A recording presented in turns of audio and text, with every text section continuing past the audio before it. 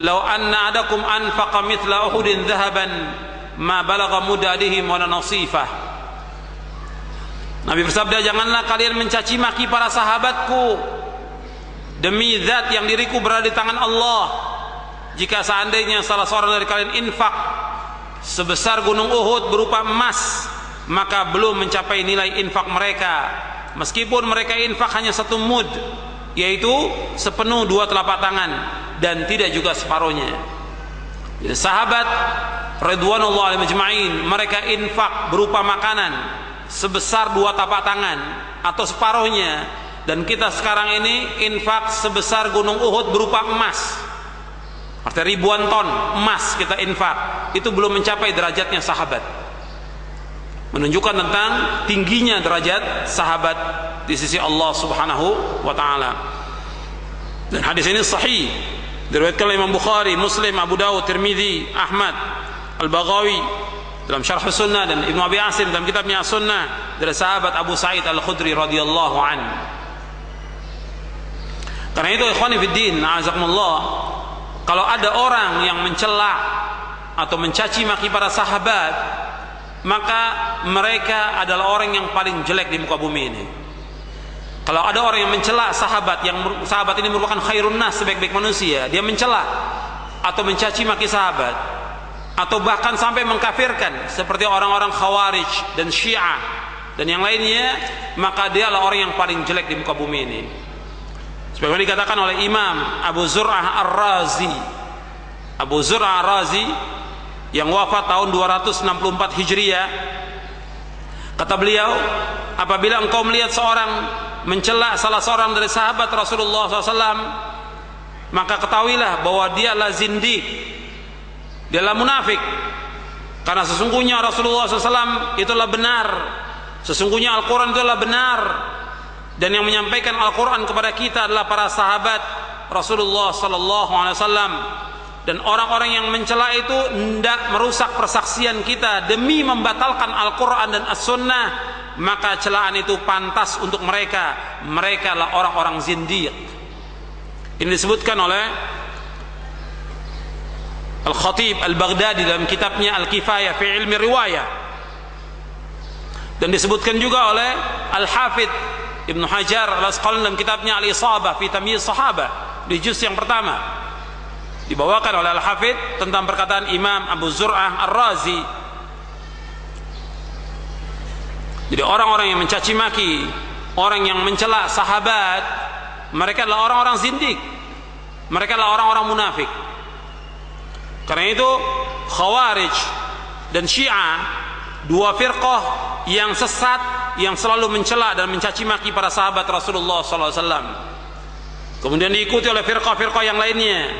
2 firqah ini adalah sejelek-jelek makhluk di muka bumi ini. 2 firqah ini sejelek-jelek makhluk di muka bumi ini. Hal ini karena mereka telah mencela orang yang paling baik setelah para nabi dan rasul, yaitu mencela para sahabat Rasulullah SAW. Jadi mereka mencela para sahabat Rasulullah.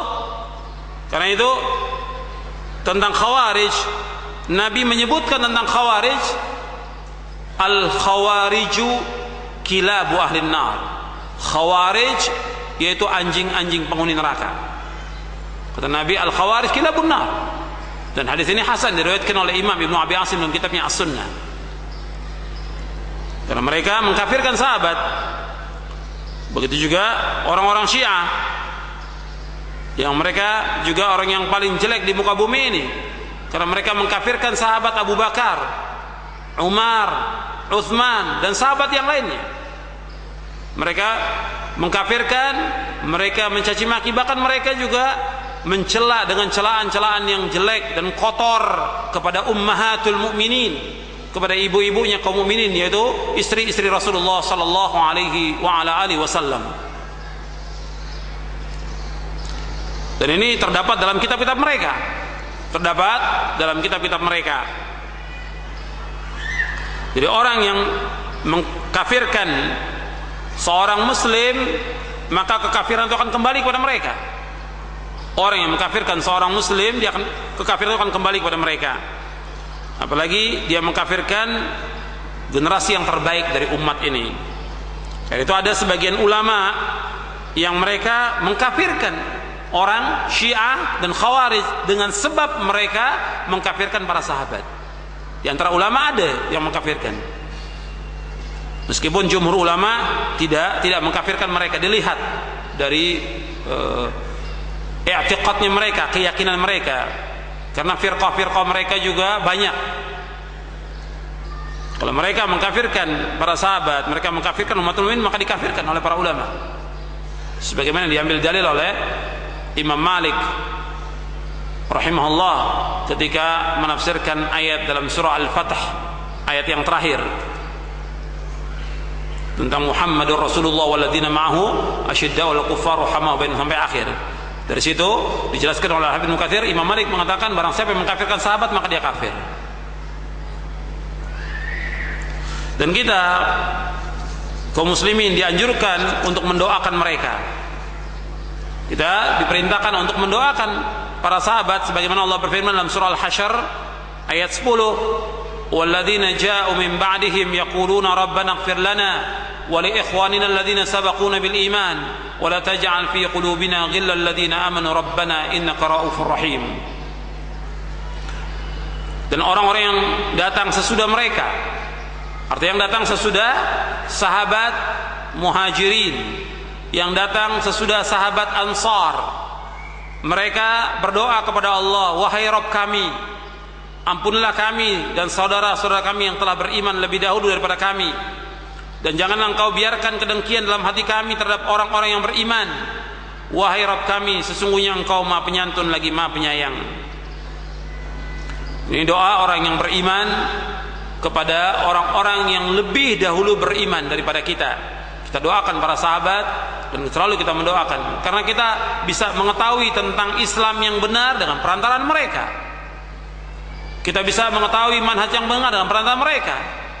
Tegaknya Islam ini dengan perjuangan mereka. Mereka beriman kepada Allah, beriman kepada Rasulullah SAW. Mereka mendakwakan Islam, kemudian mereka mengorbankan diri mereka, harta mereka untuk tegaknya Islam ini. Mereka berjihad, mereka berhijrah, mereka membantu Rasulullah SAW dan yang lainnya. Maka kita wajib menghormati mereka, mendoakan mereka dan mendoakan kebaikan untuk mereka. Dan selalu kita ucapkan dengan tarahum dan taraddi, mengucapkan, memohonkan rahmat kepada Allah untuk mereka dan memohonkan ridha Allah untuk mereka. Sekarang kita lanjutkan. Kita masuk poin yang ketiga dari wasiat ini, usikum bitaqwallah. Yang ketiga, bertakwalah kepada Allah. Antum lihat halaman 32. Rasulullah sallallahu alaihi wasallam berwasiat kepada para sahabat agar mereka senantiasa bertakwa kepada Allah. Wasiat dengan takwa adalah wasiat yang paling mulia. Wasiat yang menjamin kebahagiaan di dunia dan di akhirat bagi orang-orang yang berpegang teguh kepadanya. Dan wasiat takwa merupakan wasiat Allah kepada manusia generasi pertama dan akhir, sebagaimana Allah berfirman dalam surah An-Nisa ayat 131, walaqad wassayna alladziina utul kitaba min qablikum wa iyyakum an ittaqullaha wa in takfuru fa inna lillahi ma fis samawati wa ma fil ard wa kana Allahu ghaniyan hamida. Dan sungguh kami telah memerintahkan kepada orang-orang yang telah diberikan kitab suci sebelum kalian dan juga kepada kalian agar kalian semuanya bertakwa kepada Allah. Tetapi jika kalian ingkar, maka ketahuilah milik Allah apa yang ada di langit dan apa yang ada di bumi, dan Allah Maha Kaya dan Allah Maha Terpuji. Di dalam ayat ini Allah SWT berfirman, sungguh kami telah mewasiatkan orang-orang ahlul kitab sebelum kalian dan juga kepada kalian agar bertakwa kepada Allah Subhanahu wa taala. Dan wasiat yang paling baik yaitu wasiat takwa. Karena orang yang bertakwa adalah orang yang paling mulia di sisi Allah Subhanahu wa taala. Inna akramakum indallahi atqakum. Sesungguhnya orang yang paling mulia di antara kalian adalah orang yang paling bertakwa. Kemudian ikhwan fillah, a'azakumullah, kepada ikhwan dan akhwat yang dimuliakan oleh Allah, bahwa takwa yang dimaksud menurut penjelasan para ulama, dan ini takwa ini wasiat yang sering disampaikan, yang dikatakan